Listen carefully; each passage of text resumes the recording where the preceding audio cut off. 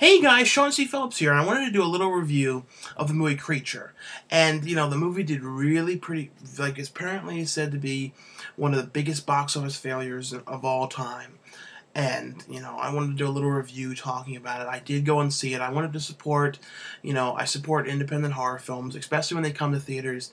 It's very rare when they ever do. I mean, the last time I remember, a really low budget horror movie coming to theaters was Black Widow's Ragos Pond, and that didn't go well. The movie never even has come out because it did so poor to DVD. But hopefully those producers put the damn thing out.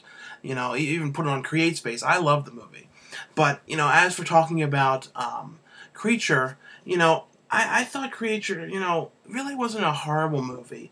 It was basically the same. It was very similar to like Hatchet. It was kind of trying to be like a Hatchet film, which Hatchet was way better. But, I didn't hate this movie. When I left it, I kind of was, I don't know, there's a lot of writing in it. A lot of times people say, oh, that movie was all over the place. I'm like, what are you talking about? Well, this movie was all over the place. There was all kinds of weird things happening, and like someone getting shot and then like not even taking notice of it later, and characters that were kind of supposed to be taking a twist, but you were like, what? I don't know. But it basically just opens with a bunch of these kids going out off on a road trip, and I don't really know what they were doing exactly. Sort of just going off through like random places, and they end up in New Orleans. I was recently there. It's hot as shit there. But on a side, so I can't even imagine how hot it must have been shooting in these swamps. I bet they, like, with the mosquitoes and everything. But the movie opens, though, with a with a girl getting her legs eaten off by this alligator monster, crocodile, or whatever it was. Then, it's the group of the kids, and I guess it was years later. They don't really explain it. But a group of these kids going out off, they end up stopping for gas, and of course there's no gas at this old rundown like service station.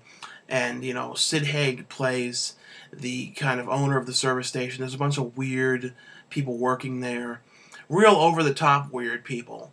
The one guy was cool. The fat guy was from with a bunch of movies, and he was in that Identity movie. And a bunch of other stuff. I haven't seen him in a while on anything. But he was in this movie as like one of the kind of crazy guys. But Sid Haig was there kind of telling him about the legend of the alligator monster man, whatever the thing was, and how it happened. It was very much like House of a Thousand Corpses. It was like exactly the same thing. Him drawing up a map and all that. And, it just wasn't, the character was not as cool as, Captain Spaulding. It was basically the same thing, though. Very much kind of like, must have been weird for him to be playing it because it was like the same stuff. But he does have more screen time, and he's not just in the one scene. He is throughout the movie. I was worried that he was just going to be in this one thing. But then the kids end up going out there, and then things start to take a turn.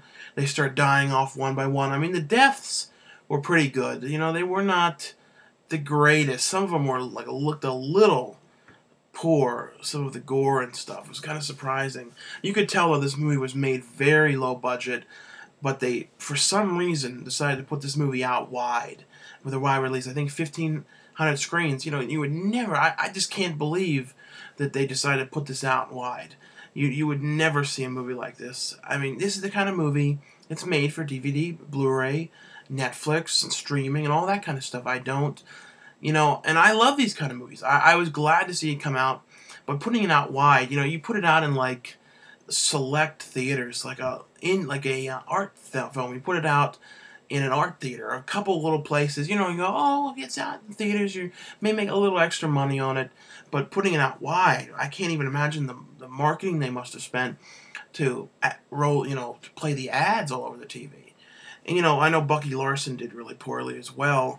But, that was funny, and people say, why would you put a thing like that out, too, in theaters? And it's no different, than a lot of these weird comedies like, Saving Silverman, and what's that one with Tom Green and Jason Lee, and, like, I think, Jason Lee, that weird one, Stealing Harvard, those weird over-the-top comedies. This thing, though, it's definitely worth seeing, but it's very peculiar. Just the story is all over the place. The creature itself is alright. Just want to talk about this a little bit since, it did so poorly, and since it's the stuff that I watch. I'll probably get the DVD of it. Hopefully it comes out and doesn't happen, because, if the movie does so poorly in the theaters, sometimes there's no money to put it out on DVD, because, I don't know if there's a company that is going to put it out or anything. I hope it comes out. But anyway, though, thanks a lot for watching. I definitely would consider seeing the movie. It's probably going to be in theaters till this Friday, and I'm pretty sure it's going to be gone. But anyway, though, thanks a lot for watching and subscribing, and I'll see you guys later. Bye.